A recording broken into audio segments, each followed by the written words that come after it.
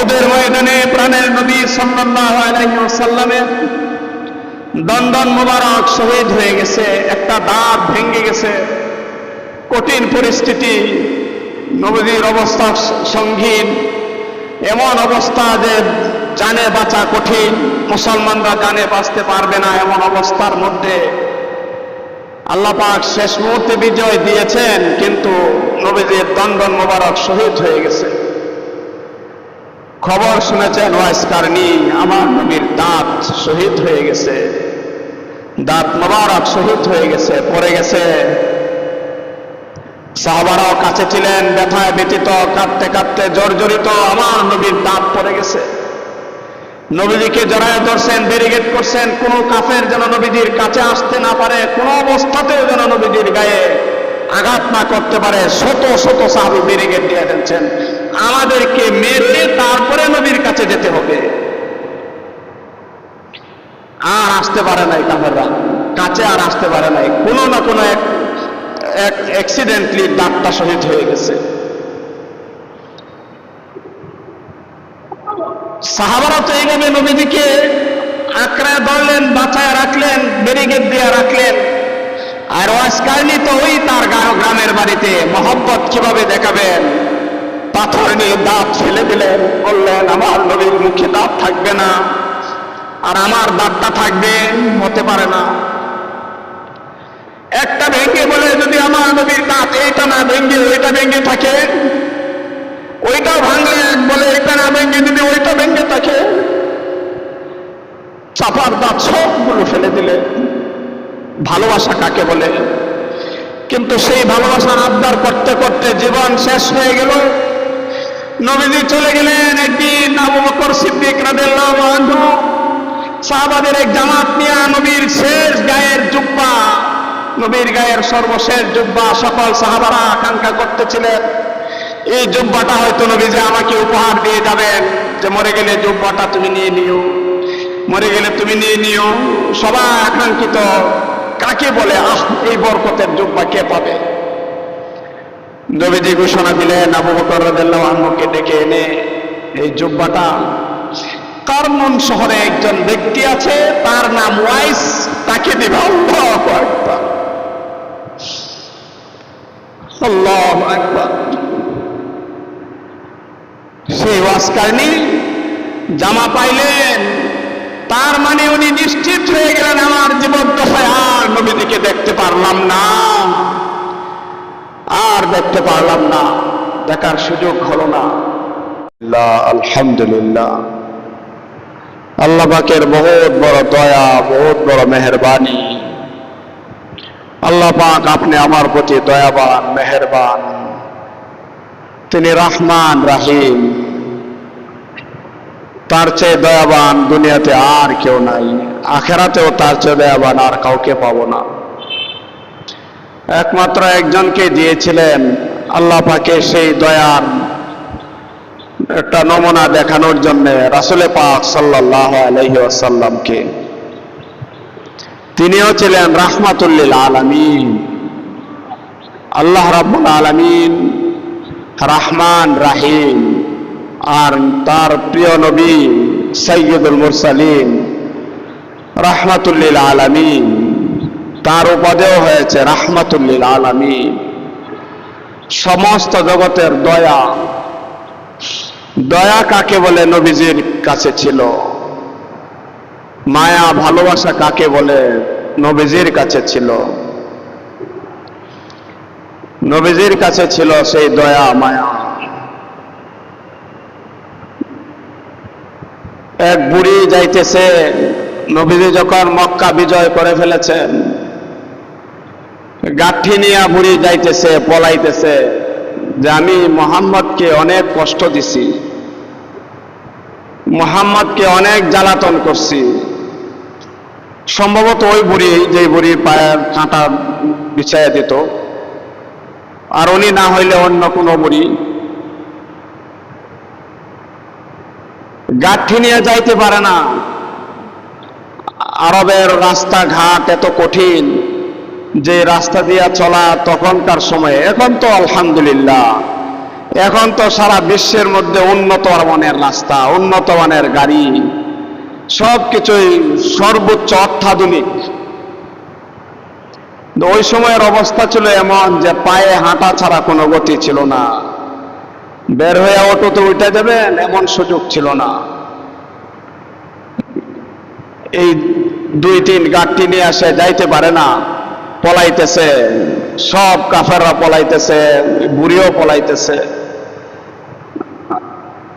রাস্তায় নবী সাল্লাল্লাহু আলাইহি সাল্লাম দেখলেন এই বুড়ি খুব কষ্ট করে যাইতেছে। জিজ্ঞেস করলেন, মা কোথায় যান এভাবে এত কষ্ট করে, কই যান? কয় চলে যাব। আর বললো না, ওই নিরাপদ আশ্রয় পাহাড়ের ওই পাদদেশে চলে যেতে হবে, আড়ালে চলে যেতে হবে। মুহাম্মদ আয়েশা পড়ছে, মক্কা বিজয় করে এলাইছে, এখন তো আমাদের সবাইকে কচুকাটা করে ফেলতেছে, কাটতে ফেলবে, মাইরে ফেলবে, আমাদের আর থাকার, আর এই দেশে থাকার বাও নাই। নবীজি বললেন, আপনি একলা তো গাঠিগুলি নিতে পারবেন না, দেন আমার কাঁধে দেন। সবগুলি কাঠি আমার নবী কাঁধে নিয়া বুড়ির গন্তব্যস্থলে পৌঁছাইয়া দিয়া বলতেছে, ও বুড়ি, আপনি যার ভয়ে মক্কা ছাড়ছেন, আমি হইলাম সেই মুহাম্মদ। আল্লাহু আকবার, আল্লাহু আকবার। সেই দয়ার নবী, মায়ার নবী। আল্লাহ পাক হইলেন রহমান রাহিম, আমার নবী হইলেন রাহমাতুল লিল আলামিন। আল্লাহু আকবার। সেই রাহমাতুল লিল আলামিন আপনি আমার নবী, আপনি আমার জানের জান, প্রাণের প্রাণ, কলিজার টুকরা, ভালোবাসার ব্যক্তি।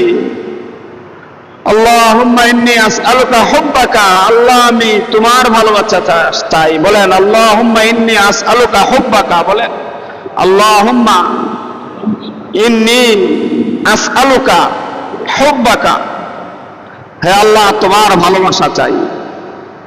ওয়া হুব্বা মান ইউহিব্বু, যাকে আপনি ভালোবাসেন তার ভালোবাসা চাই। দুনিয়ায় আল্লাহ পাক সবচাইতে বেশি ভালোবেসেছেন আমার নবী, প্রাণের নবী, সাইয়্যিদুল মুরসালিন, রাহমাতুল লিল আলামিন, মুহাম্মাদুর রাসূলুল্লাহ, বলেন সাল্লাল্লাহু আলাইহি ওয়াসাল্লাম। ওনাকে সবচেয়ে বেশি ভালোবেসেছেন। আমরা আল্লাহর কাছে দোয়া করেছি, আল্লাহ তার ভালোবাসা দাও।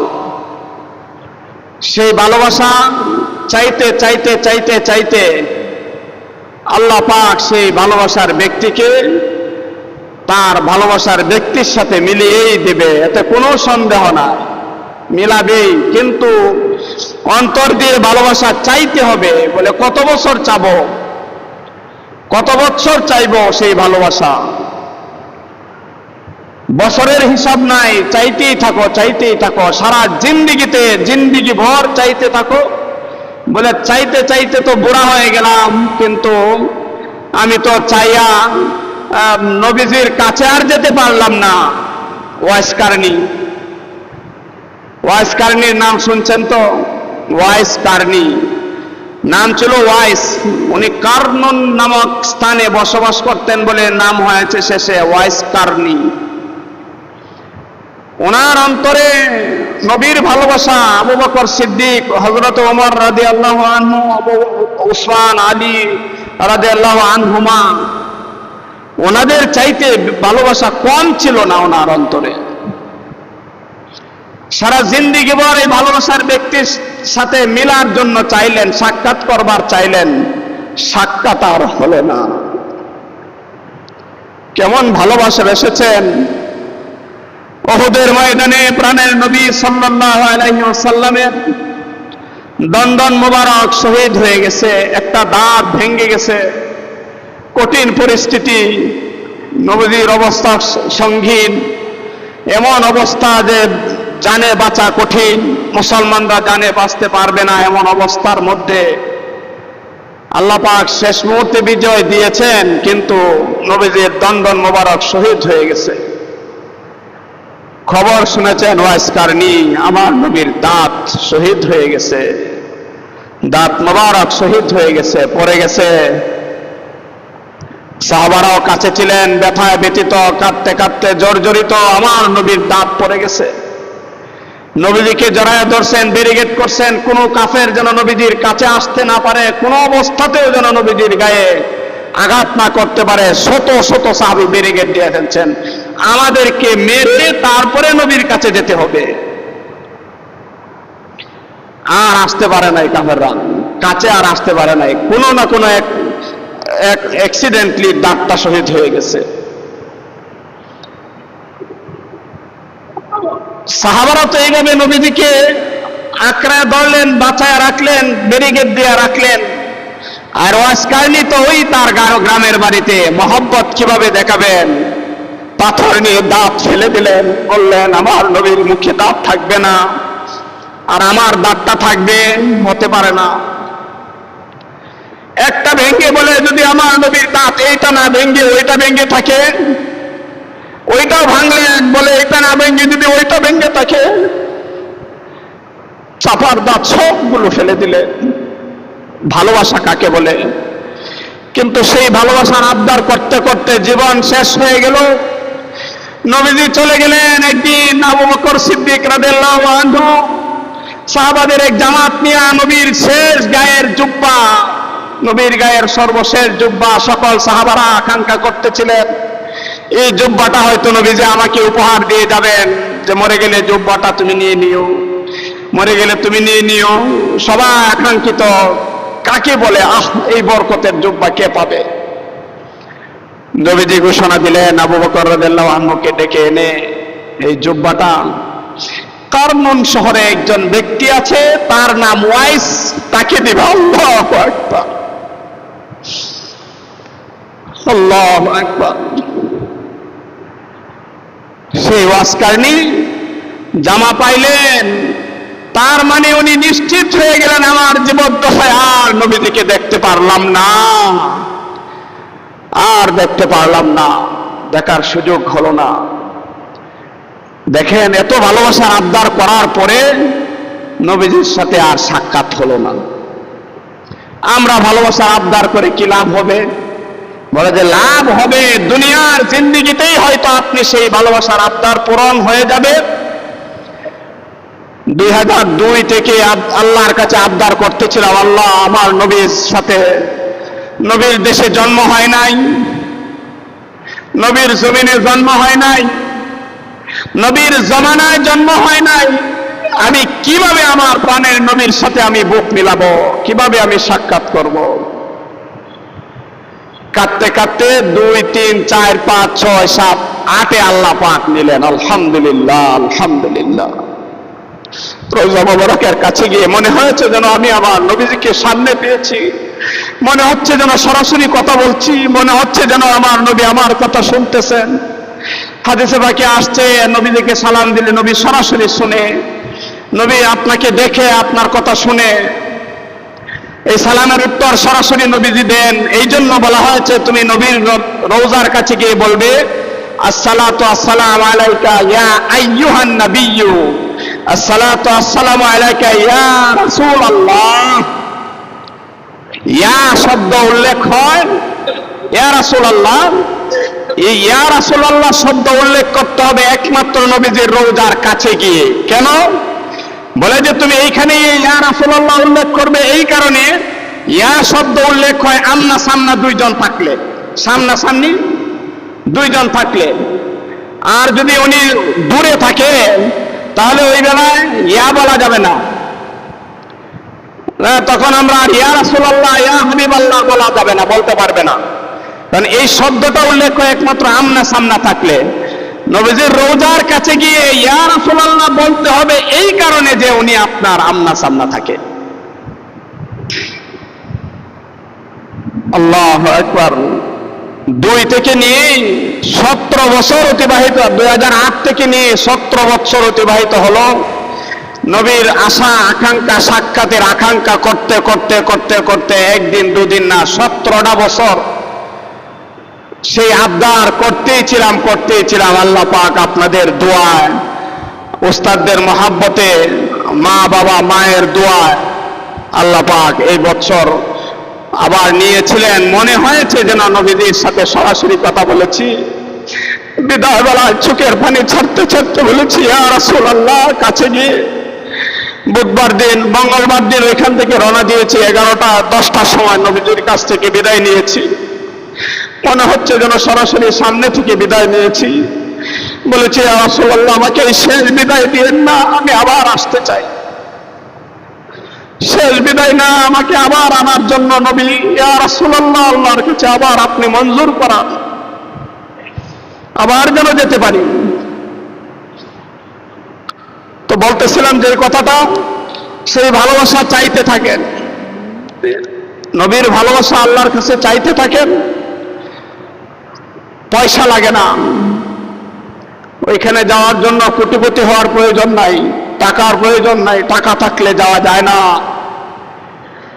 যদি মঞ্জুরে এলাহি না হয়, টাকা থাকলে যাওয়া যায় না। আর মঞ্জুরে এলাহি আল্লাহর কাছে মঞ্জুর করাইতে হইলে চোখের পানি ছাড়তে হবে, চাইতে হবে, বলতে হবে, দিলে আগুন জ্বালাইতে হবে। ওই আল্লাহর ওলি যে বলেছিলেন, হজ কে মহনে জব জব আয়ে দিল মে আগ জ্বল যায়। হজের মাস যখন আসে, মানুষ হজে যাইতে থাকে, আমার দিলে আগুন লেগে যায়, আমার দিলে আগুন লেগে যায়। এত অস্থির, এত যন্ত্রণা, এত কষ্ট, মনে হয় যেন আমি দুনিয়া ছেড়ে দেই। দুনিয়ার প্রেমিকার, অবৈধ প্রেমিকার প্রেমে পড়ে, অবৈধ অবৈধ অবৈধ 3বার বললাম, এতে কোনো সন্দেহ নাই। মানুষ বলে যে প্রেম হলো হালাল, প্রেম তো হালাল, ঠিক আছে, প্রেম আপনার মায়ের সাথে করবেন, বাবার সাথে করবেন, প্রেম তো আপনি নবীর সাথে করবেন, আল্লাহর সাথে করবেন, প্রেম তো করবেনই। সেই ভালোবাসা একদিন জিব্রাইল আসবেন। বারবার জিব্রাইল এসেছেন ওহী নিয়ে। নবীজি সাল্লাল্লাহু আলাইহি সাল্লাম বললেন শেষ মুহূর্তে, ও জিব্রাইল, ও দোস্ত, তুমি আমি থাকাকালীন এসেছো, আমি চলে গেলে কি তুমি আমার উম্মতকে দেখতে আসবে না? জিব্রাইল বললেন, হ্যাঁ, আমি আসবো, আরো 10 বার আসবো। আসবো, ঠিক আছে, এসে এক একবার এক একটা জিনিস নিয়ে যাব। এর মধ্যে একটা জিনিস, একটা ভালোবাসা, প্রেম, মায়া, মমতা, একবার এসে এটা উঠায় নিয়ে যাব। মানুষের কাছে আর প্রেম থাকবে না, মায়া মমতা থাকবে না, এটা একবার উঠায় নিয়ে যাবে। আপনি অবৈধ প্রেম করেন, জাহান্নামের লাকড়ি বলতেছেন। অবৈধ প্রেমের জ্বালা যখন ভিতরে ঢুকে, তখন দড়ি নিয়ে ফাঁসে তুলে আত্মহত্যা করে জাহান্নামে যায়। যা শেষ মুহূর্তে ফায়সালার আগেই নিজেই ফায়সালা করে ফেলে যে আমি জাহান্নামী, আল্লাহ কুমালা ফায়সালা করবো, আমি করে লাই, আত্মহত্যা করে ফেলে। এটা হলো অবৈধ অবৈধ অবৈধ প্রেম। তো করবেন, এই হালাল প্রেম করেন। সেই নবীর প্রেমে অন্তর জ্বলে যাচ্ছে, মনে হয় যেন দুনিয়া যদি ছাড়তে পারতাম ভালো হতো। আল্লাহুম্মা গফির ওয়ারহাম, আল্লাহুম্মা গফিরলি ওয়ারহামনি, ও আল্লাহ আমাকে ক্ষমা করো, ওয়ারহামনি, দয়া করো, ওয়ালহিকনি বির রাফিকিল আলা, আমাকে মৃত্যু দাও। এই কথা তো বলা যায় না, মৃত্যুর কামনা কোনোদিন করা যায় না, নিষেধ। শাহাদাতের তামান্না করা যায়, মৃত্যুর তামান্না করা যাবে না, মনে রাখবেন। এখন মৃত্যু ছাড়া তো আল্লাহর কাছে যাওয়া যাবে না, নবীর কাছে যাওয়া যাবে না। এখন কি করব? এখন মৃত্যু না ছায়া কয় কি, ওয়াল হিকনি বির রাফিকিল আলা, আমার প্রেমের ভালোবাসার ব্যক্তির সাথে সারায় মিলাইয়া দাও। মানে কি? মত দাও। মত ছাড়া তো মিলার ভাও নাই, কিন্তু মৃত্যু চাওয়া যাবে না।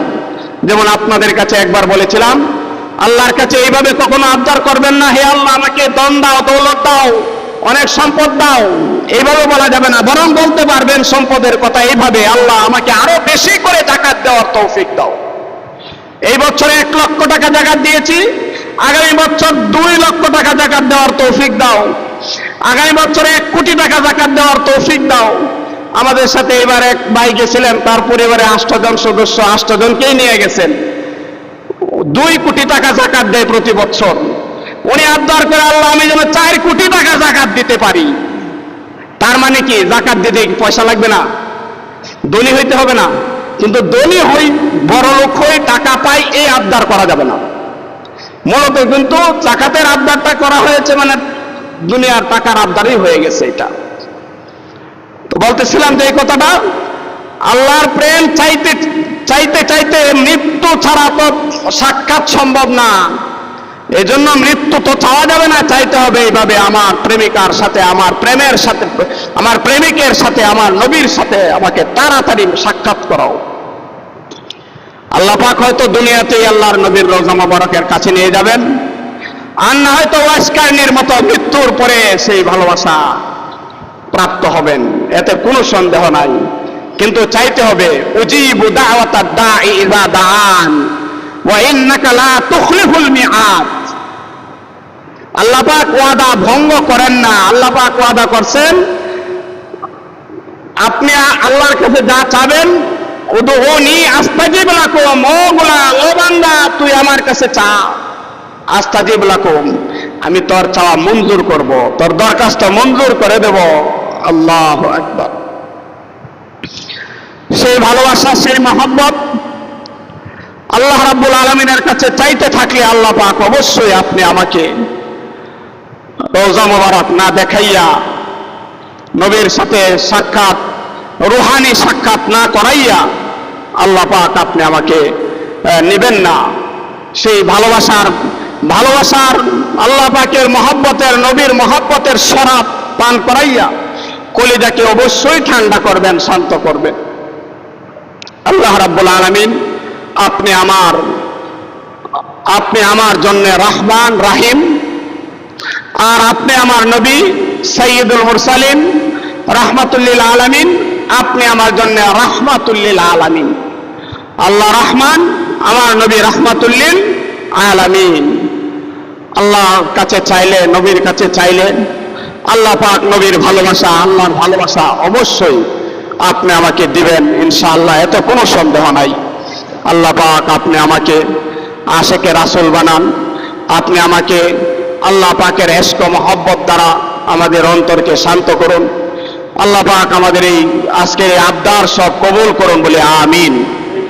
আলহামদুলিল্লাহ সুম্মা আলহামদুলিল্লাহ।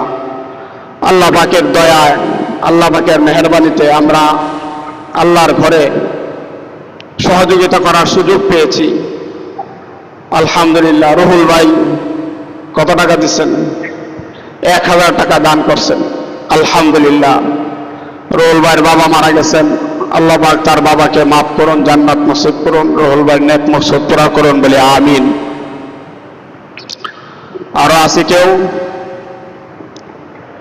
দেখেন, মসজিদে নববী, মসজিদে হারাম, কাবা ঘর, নবী যেখানে শুয়ে আছেন মসজিদে নববী, আপনি আমি চাইলেও 1 টাকাও দিতে পারবো না। সরকার বলে, আরবের সরকার বলে, এই 2 জায়গার খেদমত একমাত্র আমরা করব, কেউ করতে পারবে না। তোমাদের যদি করতে হয়, এর শাখা প্রশাখা দুনিয়ার আনাচে কানাচে আল্লাহর ঘর আছে, ওইখানে করো। আমরা চাইলেও সেখানে করতে পারবো না, কিন্তু আমরা এখানে করলেই ওইখানে করার সুযোগ পেয়ে যাব, সামিল হয়ে যাব। আল্লাহর ঘর, ওইটাও বড় ঘর, ওইটার শাখা প্রশাখা আমাদের এই ঘর। আলহামদুলিল্লাহ। আপনারা এক যুবক ভাই 500 টাকা দান করছেন। আল্লাহ পাক ভাইয়ের দানকে কবুল করুন, নেক মকসদ পুরা করুন, স্বজনদের মাফ করুন বলে আমিন। আলহামদুলিল্লাহ, আপনারা যথেষ্ট পরিমাণ দিয়েছেন।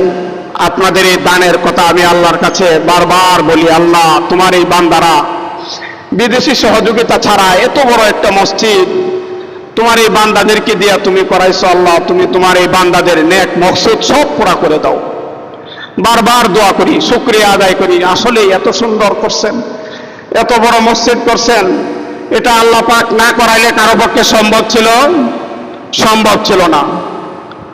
আলহামদুলিল্লাহ। আরেক ভাই, ডাক্তার সাহেবের ছোট ছেলে 100 টাকা দান করছেন, 500 টাকা দান করছেন। আল্লাহ পাক ভাইয়ের দানকে কবুল করুন, নেক মকসদ পুরা করুন, স্বজনদের মাফ করুন বলে আমিন।